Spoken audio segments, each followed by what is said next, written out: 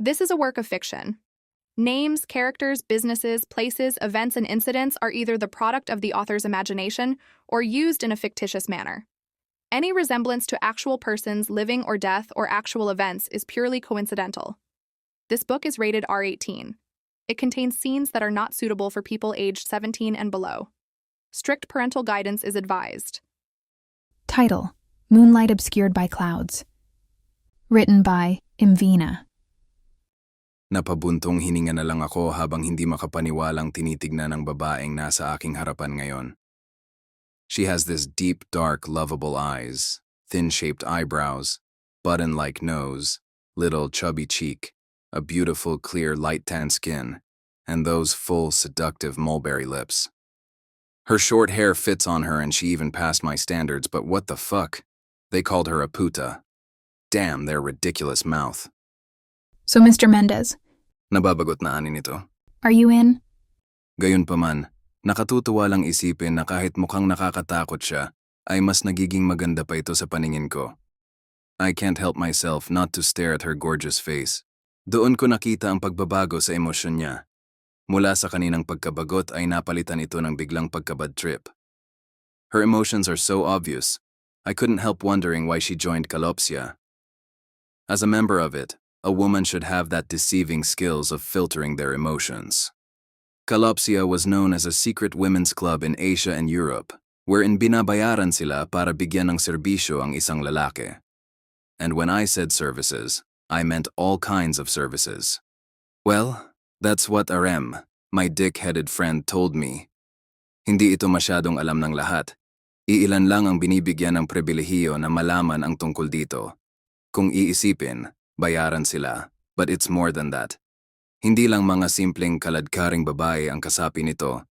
They are one of those famous bachelorettes people might know, like her. Fuck, dude. She's none other than Celine Hapuch, the prominent and firm First Lieutenant Celine Hapuch y Mendoza. That half-Filipino, half-American woman is a well-known soldier. Laman ng mga magazines at iba't ibang pahayagan sa Pilipinas ang mukha nito. Other than that, siya ang sole proprietor ng isa sa mga pinakasikat na cruise ship sa mundo. Siya ang may-ari ng Moonlight Cruise. She's like a moon shining brightly as everyone look up at her with adoration. But like what they always says, moon has its dark sides and maybe this is hers. Anong pumasok sa isip mo at kasali ka sa club na ito? Out of nowhere, I asked her. Noon pa man ay kilala ko na si Celine. We're at the same school way back senior high. At hindi ako makapaniwalang sa ganitong paraan, muling magtatagpo ang mga landas namin. Ang tanong ay hindi sinasagot ng panibagong tanong, Mr. Mendez. Sa pagkakataong yon ay parang ipinamumukha niyang napakatanga kong kausap. Now, if you have no intention of signing, it would be better to end this conversation.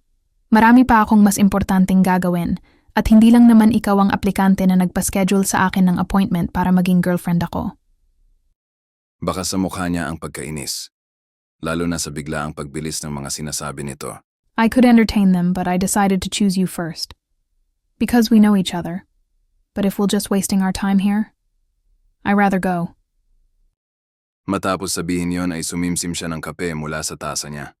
Hindi ko tuloy maalis ang paningin ko sa tasa na pinaglapatan yon. Damn it! Nakakainggit ang tasa. Fuck Phil Mendez. Are you for real?